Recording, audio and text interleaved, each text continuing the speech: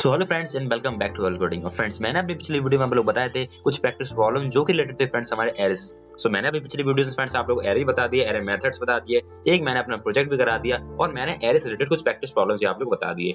So friends अब जो हम पढ़ने वाले फ्रेंड्स वो बहुत ही इंपॉर्टेंट हो जाता है और वो जो चीज हम पढ़ेंगे फ्रेंड्स वो डायरेक्टली हम लोग रिलेटेड रहेगी आगे वाले सारी वीडियो, क्योंकि अभी तक जो हमने पढ़ा है फ्रेंड्स वो जावास्क्रिप्ट में हम लोगों ने बेसिक पढ़ा है। अब जो फ्रेंड्स हम लोग पढ़ने वाले जावास्क्रिप्ट वो रहेगा हमारा एडवांस। सो फ्रेंड्स बिल्कुल आप लोग ध्यान से समझना है एक ही चीज जो मैं आप लोग इस वीडियो में बताने वाला हूँ। और फ्रेंड्स जो मैंने आज की वीडियो होने वाली है वो होने वाली JavaScript in browser and script tag, यानी कि हम लोग देखेंगे जावास्क्रिप्ट हमारे ब्राउज़र में कैसे काम करती है और हमारे स्क्रिप्ट टैग क्या होते हैं। और फ्रेंड्स हम लोग जानेंगे अगर हम लोग अपनी जावास्क्रिप्ट को अपने एचटीएमएल पेज में लिखें तो ज्यादा सही रहती है या फिर हम लोग नई फाइल बनाकर लिखें तो ज्यादा सही रहती है। ये सारी चीजें मैं डिस्कस करने वाला हूं। सो फ्रेंड्स अगर आपने अभी तक मेरे YouTube चैनल को विजिट नहीं किया है सो फ्रेंड्स आप लोग मेरे YouTube चैनल पर जाइए। मैं अपने YouTube चैनल पर वीडियोस डालता रहता हूं जावास्क्रिप्ट से रिलेटेड, कोडिंग से रिलेटेड। और अभी जो हम लोग कोर्स चल रहा है फ्रेंड्स चल रहा है हमारा जावास्क्रिप्ट। तो जावास्क्रिप्ट फ्रेंड्स आपको सभी वीडियोस मिल जाएंगे। चलिए स्टार्ट करते हैं फ्रेंड्स। तो समझते हैं सबसे पहले कि हमारे जावास्क्रिप्ट ब्राउज़र में होती कैसे है। सो फ्रेंड्स जैसा कि आप जानते हैं कि जो हमारे जावास्क्रिप्ट होती है, जितनी वेबसाइट्स होती हैं, तो सभी वेबसाइट्स जो होती है फ्रेंड्स वो अधिकतर यूज करती है जावास्क्रिप्ट। जावास्क्रिप्ट करता क्या है फ्रेंड्स, बेसिकली जावास्क्रिप्ट हम लोगों के एक टाइप का वो होता है लॉजिक जनरेट करके देता है। जैसे कि मैंने आपसे कहा कि हमारे पास एक एचटीएमएल है।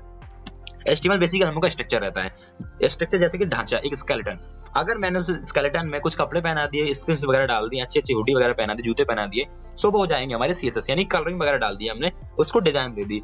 अगर हमको उस स्केलेटन से काम करवाना है, मैं चाहता हूं कि वो स्केलेटन 10 मीटर आगे बढ़े, 10 मीटर पीछे आए, इधर जाए उधर जाए, तो ये सारी चीजें हमारे जावास्क्रिप्ट करता है। जावास्क्रिप्ट चीजों को जिंदा कर देता है। जैसे कि मैंने आपसे कहा जो स्केलेटन वाला मेरा एग्जांपल था, चलने फिरने लगे, वो अच्छे से काम करने लगे, सारी चीजें, तो जो चीजें में जान डालता है वो हमारा जावास्क्रिप्ट करता है। अगर आप लोग मेरी वेबसाइट पर, अगर आप लोग किसी वेबसाइट पर आइए, जैसे कि मैं आता हूं अपने MDN by JavaScript, MDN by JS, मैं इस वेबसाइट पर आता हूं, मैं developer.mozilla.org पे क्लिक करता हूं। सो मैं इस वेबसाइट पर आता हूं और मैं इसमें इंस्पेक्ट क्लिक करता हूं। मैं इसमें इंस्पेक्ट क्लिक किया और अगर आप लोग देखें मैं इसको छोटा कर देता हूं, ओके, और इसको टैबलेट फॉर्म में खोल लेता हूं। सो फ्रेंड्स आप लोग देख सकते हैं ये पूरी वेबसाइट है। अगर मैं इस वेबसाइट में देखना चाहूं तो फ्रेंड्स ये पूरी हमारी HTML है, ये हमारे पूरे एलिमेंट्स हैं, ये फ्रेंड्स हमारी पूरी स्टाइलिंग है।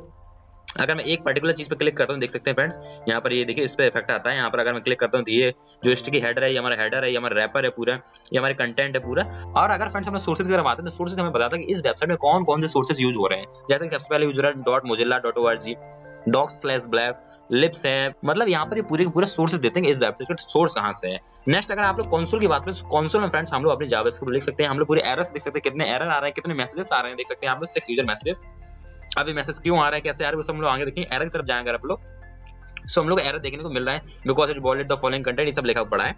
सो हम ये बताना चाहते हैं आप लोगों को कि जो हमारी जावास्क्रिप्ट होती है फ्रेंड्स वो लॉजिक जनरेट करके देती है, चीजें चलाती है। सीएसएस हमारा एक टाइप का कलरिंग देता है और जो हमारी एचटीएमएल होती है वो हमारा एक टाइप का स्ट्रक्चर होता है, ढांचा होता है, स्केलेटन होता है। सो अगर मैं यहाँ से, अगर फ्रेंड्स मैं इस पे आता हूँ और अगर मैं एडिट एंड एचटीएमएल करता हूँ, सो अगर मैं यहाँ से कुछ चीज हटाता हूँ, चलिए मैंने जैसे हटाया, मैंने यहाँ से ये हटाया, तो देख सकते हैं फ्रेंड्स यहाँ पर इस वेबसाइट में बहुत सी चीजें क्या हो रही हैं, चेंज हो जाएंगी। इस वेबसाइट को जैसे जैसे मैं चीजें हटाता जाऊंगा इस वेबसाइट प्रॉब्लम होती जाएगी और ये बहुत चीजें खत्म होती जाएंगी इसमें से। अगर मैं ये हटा दूं पूरे और मैं ये हटा दूं, मैं से बहुत चीजें हटाता चला जा रहा हूँ। देख सकते हैं फ्रेंड्स आप इतनी सी ये वेबसाइट बची है पूरी।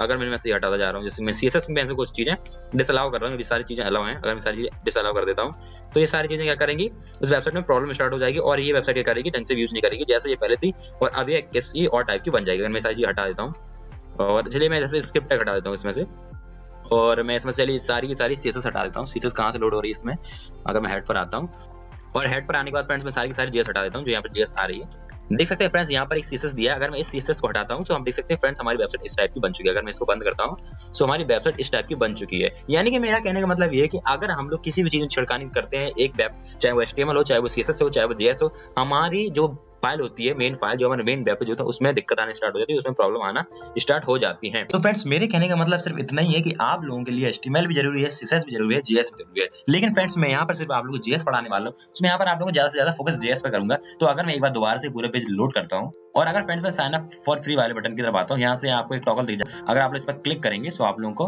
किसी पर्टिकुलर एरिया पर आप जा सकते हैं। सो देख सकते हैं फ्रेंड्स मैं इस वाले एरिया पे आया हूँ और मैंने फ्रेंड्स ये पूरा हटा दिया। सो देख सकते हैं फ्रेंड्स यहाँ से पूरा साइन अप चला चुका है। अगर मैं लॉगिन की तरफ जाऊँ तो मैं लॉगिन तरफ क्लिक करता हूँ और यहाँ से मैं अपना लॉगिन वाला पूरा हटा देता हूँ एरिया। मुझे पूरी डिव को सिलेक्ट करना होगा, मैंने डिव सिलेक्ट करी और मैं यहाँ से इसको हटा देता हूँ। तो देख सकते हैं फ्रेंड्स यहाँ पूरा मेरा लॉगिन चला चुका है।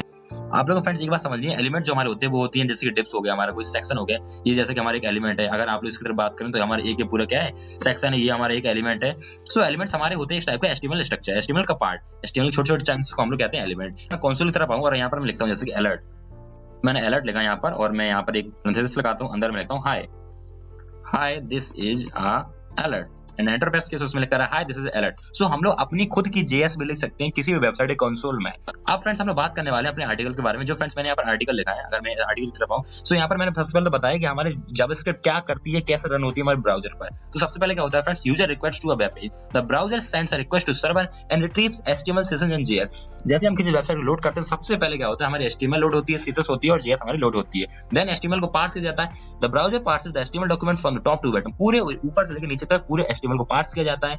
देन क्या होता है, when it encounters a script tag it stops parsing HTML and executes JavaScript code. होता क्या है, अगर जैसे हम लोग को स्क्रिप्ट टैग मिलता है, अगर मैं अपनी इस वेबसाइट पर आऊं, जावास्क्रिप्ट जो एमडीएन वाली वेबसाइट है, अगर मैं इस पर क्लिक करता हूं और मैं इस वाली लाइन को फॉलो करता हूं, इसमें लिखा है जैसे हम लोग को स्क्रिप्ट टैग मिलता है हमारी एचटीएमएल लोड होना बंद हो जाती है। सो यहाँ पर अगर आप लोगों को स्क्रिप्ट टैग मिलता है, जैसे कि मैं यहाँ पे आता हूँ, आप लोग अगर इधर स्क्रिप्ट टैग मिलता है तो हमारी इसके बाद से जो भी एचटीएमएल होती है वो लोड होना बंद हो जाती है। जो फ्रेंड जावास्क्रिप्ट को कंपाइल करने के लिए इंजन यूज करते हैं वो हमारा क्रोम करता है V8 और ब्राउजर्स को मुझे नहीं पता है, मुझे क्रोम का पता है, क्रोम का यूज होता है V8। DOM and BOM access, JavaScript can access and manipulate the DOM document object model and BOM browser object model। जो हमारा फ्रेंड्स जावास्क्रिप्ट होता है वो दोनों चीजों एक्सेस कर सकते हैं, एक डॉक्यूमेंट ऑब्जेक्ट मॉड्यूल और एक हमारा BOM। ये दोनों चीजों के बारे में आप लोग अच्छे से बताऊंगा।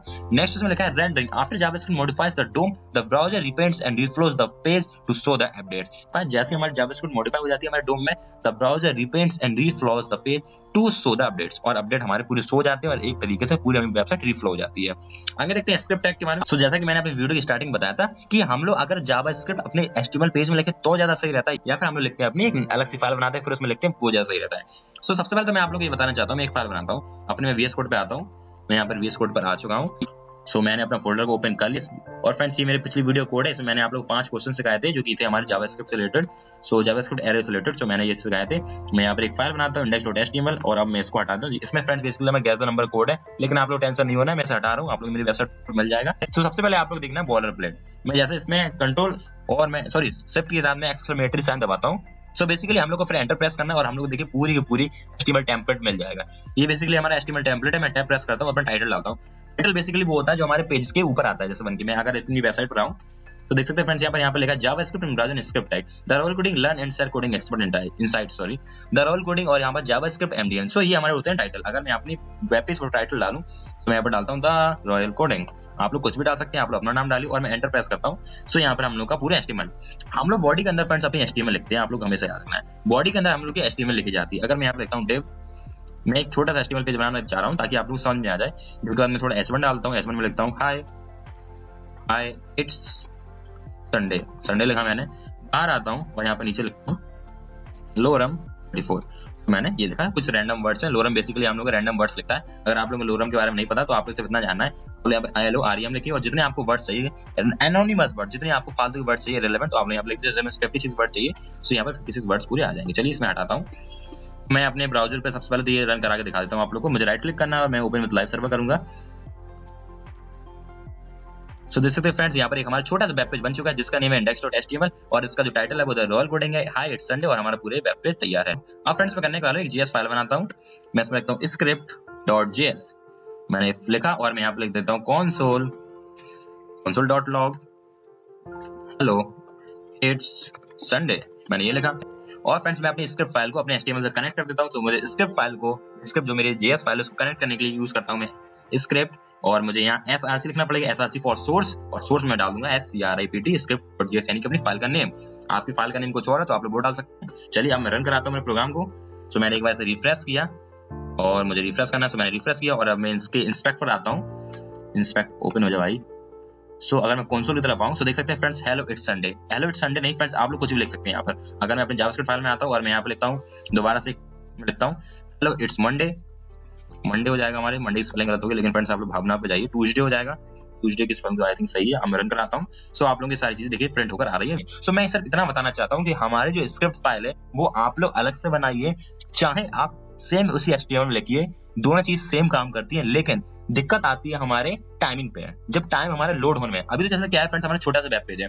जैसे अगर मैं अपनी वेबसाइट की बात करूं, मेरी वेबसाइट थोड़ी वास्ट है, थोड़ी बड़े बड़े पेजेस है इसमें, बहुत सारे पेजेस हैं, बड़े बड़े क्या बहुत सारे पेजेस हैं इसमें, कम से कम 1000-2000 पेजेस होंगे मेरी वेबसाइट पर। फ्रेंड्स आप जाकर देखिए मेरी वेबसाइट। सो मैं बताना ही चाह रहा हूँ कि हमारी जो वेबसाइट है थोड़ी बड़ी है, तो अगर आप लोग खुद की एक अलग से जावास्क्रिप्ट फाइल बनाते वो ज्यादा सही होती है। सो फ्रेंड्स होता ये है कि अगर आपकी वेबसाइट में खुद की एक अलग से फाइल होती है तो वो लोड होने में बहुत कम टाइम लेती है, क्योंकि जो हमारी जावास्क्रिप्ट फाइल होती है वो फ्रेंड्स हमारी लोड हो जाती है जावास्क्रिप्ट अपने कैश मेमोरी में सेव कर लेता है। लेकिन अगर वो हमारी HTML के इनलाइन में है, यानी HTML पेज पर ही है, तो वो उसे जावास्क्रिप्ट जो हमारा क्रोम ब्राउजर होता है, कोई भी ब्राउजर होता है, वो हर बार लोड होने पर दोबारा उसको लोड करता है, यानी कि उसे लोड होने पर फिर टाइम लेगा। सो आप लोग सिर्फ इतनी बात याद रखनी है कि अगर आप लोग अलग से कोई HTML फाइल बनाते हैं और अलग से कोई जावास्क्रिप्ट फाइल बनाते हैं तो हमारे कैश मेमोरी में सेव हो जाती है वो अलग से HTML फाइल, स्क्रिप्ट फाइल। और अगर आप ऐसा नहीं करते, आप लोग HTML फाइल में अपनी जावास्क्रिप्ट लिखते हैं, तो आप लोगों को क्या करना पड़ता है, बार बार उसको लोड कराना पड़ता है और हमारा ब्राउजर बार बार से लोड करता है। यही इसमें लिखा है, the script tag is used to embed और link JavaScript with an HTML document.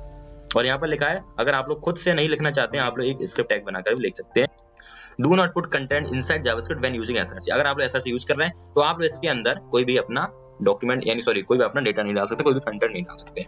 So friends, मैं आशा करता हूं कि आप लोगों को ये वीडियो में जो भी मैंने सिखाया समझाया समझ में आया होगा। सबसे पहले मैंने आप लोगों को ये समझाया कि हमारी जावास्क्रिप्ट ब्राउजर में काम कैसे करती है। मैंने आप लोग कंसोल के बारे में बताया, सोर्सेस के बारे में बताया, नेटवर्क क्या होते हैं। फिर मैंने आप लोगों को बताया कि हमारे एलिमेंट्स क्या होते हैं जावास्क्रिप्ट में, HTML में, ये सारी चीजें बताई। और देन मैंने अपनी स्क्रिप्ट टैग के बारे में समझाया। सो फ्रेंड्स, मैं आशा करता हूं समझ में आया होगा। और फ्रेंड्स, अगर आपने अभी तक मेरी पिछली वीडियोस नहीं देखी तो जाकर देखिए। और फ्रेंड्स, जो हमारी आने वाली वीडियो रहेगी वो फ्रेंड्स हमारी कंसोल ऑब्जेक्ट के ऊपर, कि हमारा जो कंसोल होता है, अगर आप लोगों ने देखा हो कंसोल, मैं यहाँ पे कंसोल यूज करता हूँ हर बार।